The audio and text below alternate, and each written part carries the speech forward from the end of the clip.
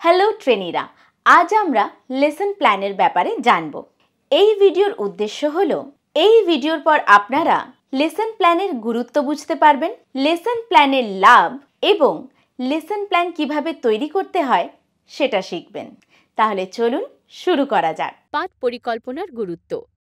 একজন প্রশিক্ষক হিসেবে এটি নিশ্চিত করে যে আপনি প্রতিটি বিষয়ের জন্য পাঠদানের সময় যথাযথভাবে বরাদ্দ পান। এটি আপনাকে আপনার সামগ্রী আপডেট করার অনুমতি দেয়। এটি আপনাকে সুলিখিত উদ্দেশ্যের মাধ্যমে কাঙ্ক্ষিত ফলাফলের নিশ্চয়তা দেয়। এটি আপনাকে অতীতের কর্মক্ষমতা এবং অর্জিত পূর্ব অভিজ্ঞতার আলোকে শিক্ষার উপাদান সংশোধন ও পরিবর্তন করতে প্রস্তুত করে। এটি আপনাকে বিষয়, পাঠ্য এবং তথ্যের পুনরাবৃত্তির অপ্রয়োজনীয় ওভারল্যাপিং প্রতিরোধ করতে সহায়তা করে। এছাড়াও পর্যাপ্ত পরিকল্পনা একটি আকর্ষণীয়, কার্যকরী এবং দক্ষ উপায়ে শেখানোর আপনার ক্ষমতার প্রতি আপনার আস্থা বাড়ায়। আসুন প্রশিক্ষকের জন্য পাঠ পরিকল্পনার সুবিধার দিকে এগিয়ে যাই। প্রশিক্ষকের জন্য পাঠ পরিকল্পনার সুবিধা। এটি শিক্ষণ শেখানো কার্যকলাপের রেকর্ড হিসাবে তৈরি করা হয়। এটি আপনাকে তথ্য ক্রমানুসারে রাখতে সাহায্য করে। আপনাকে আত্মবিশ্বাস অর্জনে সহায়তা করা, কারণ আপনাকে সবসময় আপনার স্মৃতির উপর নির্ভর করতে হবে না। উপস্থাপনার সময় উপযুক্ত সময়ে শিক্ষণ উপকরণ নির্বাচন এবং ব্যবহার সহজতর করুন। এটি আপনাকে সম্পূর্ণ শিক্ষণ শেখানো কার্যক্রম সুষ্ঠুভাবে সংগঠিত করতে এবং নির্ধারিত সময়ের মধ্যে সমগ্র শ্রেণীকক্ষের কার্যক্রম পরিচালনা করতে সহায়তা করে। এটি আপনাকে নিশ্চিত করে যে সমস্ত ইম্পর্টেন্ট পয়েন্ট কভার করা হয়েছে। ক্লাসের শেষ পর্যন্ত শিক্ষার্থীর আগ্রহ বজায় রাখতে সাহায্য করে, কারণ তারা বিষয়টি সঠিকভাবে বুঝতে পারছে এবং তারা ইন্টারঅ্যাক্ট করার সময়ও পাচ্ছে। এটি বিভিন্ন ক্লাসে বিভিন্ন সময়ে একই নির্দেশনা দিতে সাহায্য করে। আসুন প্রশিক্ষণার্থীদের জন্য পাঠ পরিকল্পনার সুবিধার দিকে এগিয়ে যাই। প্রশিক্ষণার্থীর জন্য পাঠ পরিকল্পনা সুবিধা। প্রশিক্ষকের পরিকল্পিত নির্দেশে অংশগ্রহণের মাধ্যমে শিক্ষার্থীরা শিখতে আরও আগ্রহী হয়ে উঠছে। শিক্ষার্থীরা সেই বিষয়ে আস্থা ও সন্তুষ্টি পাচ্ছে যা প্রশিক্ষক একটি নিয়মতান্ত্রিক এবং সুশৃঙ্খলভাবে উপস্থাপন করছেন। বিভিন্ন স্তরে শিক্ষার্থীদের প্রয়োজন মেটানোর উদ্দেশ্যে কাজ করে। প্রশিক্ষক পরিকল্পিতভাবে পাঠ শেখানোর কারণে প্রয়োজনীয় জ্ঞান অর্জন করা হচ্ছে। যদিও আমরা একটি পাঠ পরিকল্পনার উপাদানগুলি দেখেছি, আসুন একটি বাস্তব মডেল পাঠ পরিকল্পনা দেখি। ট্রেড। আপনার ব্যবসা নির্দিষ্ট করুন। মডিউল বা ইউনিট, কোর্স রেফারেন্স, তারিখ, যেদিন পাঠ পরিকল্পনা তৈরি করা হয়েছিল। সময়, পাঠদানের জন্য প্রয়োজনীয় সময়, পাঠ সংখ্যা, সিলেবাস পড়ুন। ১. প্রস্তুতি। শিরোনাম, পাঠ্য শিরোনাম। ১. উদ্দেশ্য। এই পাঠটি শেখানোর পরে প্রশিক্ষণার্থীরা সক্ষম হবে। ১. যৌক্তিক ক্রমে পাঠের নির্দেশমূলক উদ্দেশ্য। ২. পরিমাপযোগ্য কর্মক্রিয়া দিয়ে শুরু করে উদ্দেশ্য লিখুন। ৩.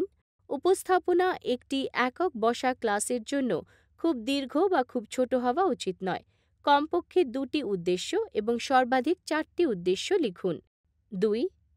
প্রয়োজনীয় শিক্ষার উপকরণ, যেমন CB, WB, duster, chart, projector, স্বচ্ছতা, মডেল, পয়েন্টার ইত্যাদি। ৩. ভূমিকা। ১. পর্যালোচনা। বর্তমান পাঠের সাথে শিক্ষার্থীর পূর্ববর্তী জ্ঞান সংযুক্ত করুন। ২. অনুপ্রেরণা। শেখার ইচ্ছা তৈরি করুন। শেখার উদ্দেশ্য বলুন। ২. উপস্থাপনা। উন্নয়ন এবং থিম, তথ্যবিন্দু, সংকেত, এর উন্নয়ন প্রস্তুতি পর্ব, বিষয়বস্তু বা বিষয় সম্পর্কিত সংজ্ঞা এবং গুরুত্বপূর্ণ পয়েন্ট, স্পট চিহ্ন, চিহ্ন, সার্কিট, টপিক চার্ট, স্বচ্ছতা ইত্যাদি। উদ্দেশ্যের প্রসঙ্গে বিষয় বা শব্দ। ৩. আবেদন। অর্জিত জ্ঞানের প্রয়োগ, শিক্ষার কার্যকারিতা। নতুন এবং কংক্রিট পরিস্থিতিতে শেখা উপাদান প্রয়োগ করার ক্ষমতা। সমস্যা সমাধানের জন্য শিক্ষার্থী কতটা ভালোভাবে তথ্য, তত্ত্ব, নিয়ম এবং নীতি ব্যবহার করে তা পরীক্ষা করুন। উন্নয়নশীল প্রশ্ন জিজ্ঞাসা করুন, অনুসন্ধানী প্রশ্ন জিজ্ঞাসা করুন। প্রশিক্ষণার্থীদের সাথে যোগাযোগ করুন, সরল এবং সরাসরি প্রশ্ন জিজ্ঞাসা করুন। সারসংক্ষেপ: উদ্দেশ্যের পরিপ্রেক্ষিতে পাঠটি সংক্ষিপ্ত করুন। 4. পরীক্ষা। অ্যাসাইনমেন্ট 1. প্রশিক্ষণার্থীদের দেওয়া প্রশ্নে বস্তুনিষ্ঠ এবং বিষয়ভিত্তিক প্রশ্ন থাকবে। 2. একটি পৃথক অ্যাসাইনমেন্ট শীট সংযুক্ত করা যেতে পারে। তথ্যসূত্র: আরও তথ্যসূত্রের জন্য বইয়ের নাম এবং লেখকের নাম। পরবর্তী পাঠ নির্দিষ্ট করুন, শিক্ষা প্রসারিত করুন। যদিও আমরা একটি মডেল পাঠ পরিকল্পনা দেখেছি, আসুন কম্পিউটার নেটওয়ার্কগুলির জন্য একটি পাঠ পরিকল্পনা দেখি। ট্রেড, কম্পিউটার, তারিখ, পাঠ সংখ্যা 4, মডিউল বা ইউনিট 1, সময় 30 মিনিট। 1. প্রস্তুতি। শিরোনাম: কম্পিউটার নেটওয়ার্ক। 1. উদ্দেশ্য: এই পাঠটি শেখানোর পরে শিক্ষার্থীরা সক্ষম হবে: 1.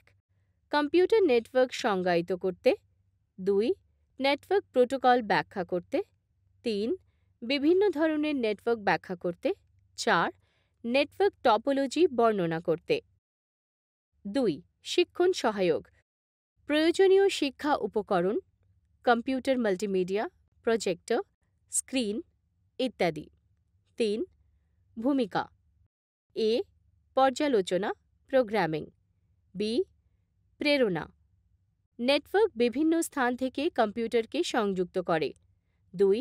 উপস্থাপনা, উন্নয়ন বা থিম। তথ্যবিন্দু। সংকেত: 1. কম্পিউটার নেটওয়ার্ক হার্ডওয়্যার উপাদান এবং কম্পিউটারের একটি সংগ্রহ যা যোগাযোগের চ্যানেলগুলির দ্বারা আন্তঃসংযুক্ত বা সম্পদ এবং তথ্য ভাগ করে নেওয়ার অনুমতি দেয়। চার্ট, প্রজেক্টর ব্যবহার করুন। অন্তর্জাল। 2. প্রোটোকল। কমিউনিকেশন প্রোটোকল কম্পিউটার নেটওয়ার্কে তথ্য আদান-প্রদানের জন্য নিয়ম এবং ডেটা বিন্যাস সংজ্ঞায়িত করে এবং নেটওয়ার্ক প্রোগ্রামিংয়ের ভিত্তি প্রদান করে। উন্নয়ন বা থিম। তথ্যবিন্দু। সংকেত: 3. নেটওয়ার্কের ধরন। 1. Local area network LAN। 2. Wide area network WAN। 3. Metropolitan area network MAN। 4. Network topology. Network topology হল কম্পিউটারের বিভিন্ন উপাদানের লিঙ্ক, নয়েজ ইত্যাদির আন্তঃসংযোগের বিন্যাস প্যাটার্ন। কিছু ধরনের টপোলজি হল স্টার, বাস, রিং, মেশ। 5. লাভ: লোকেরা ইমেল, তাৎক্ষণিক বার্তা, টেলিফোন, ভিডিও কনফারেন্সিং, প্রিন্টার ভাগ করে নেওয়া ইত্যাদির মাধ্যমে দক্ষতার সাথে এবং সহজে যোগাযোগ করতে পারে। 3. আবেদন করা। তথ্যবিন্দু। 1. কম্পিউটার নেটওয়ার্ক কী? 2. কম্পিউটার নেটওয়ার্কের কিছু সুবিধা ব্যাখ্যা করো। 3. নেটওয়ার্ক টপোলজি কী? সারসংক্ষেপ। পাঠ সারসংক্ষেপ: সংজ্ঞা, প্রোটোকল, নেটওয়ার্কের প্রকারগুলি, টপোলজি। ডায়াগ্রাম। 4. পরীক্ষা। অ্যাসাইনমেন্ট। আলাদাভাবে অ্যাসাইনমেন্ট শীট যোগ করুন। রেফারেন্স: অ্যান্ড্রিউ এস টেনেনবাউমের কম্পিউটার নেটওয়ার্কস। পরবর্তী পাঠ ইন্টারনেট। আসুন তাড়াতাড়ি দেখে নিই এতক্ষণে আমরা কী শিখেছি। পাঠ পরিকল্পনা তৈরির এই পাঠটি এক গুরুত্ব তুলে ধরে। প্রশিক্ষক এবং প্রশিক্ষণার্থীদের জন্য সুবিধার উপর জোর দেওয়া হয়। মডেল পাঠ পরিকল্পনা প্রস্তুত করা হয়েছে। আশা করি আজ আপনারা যা কিছু শিখেছেন তা ভালোভাবে বুঝেও গেছেন। তাহলে দেখা হচ্ছে পরের একটি রোমাঞ্চকর ভিডিও নিয়ে। ততক্ষণের জন্য ধন্যবাদ এবং বিদায়।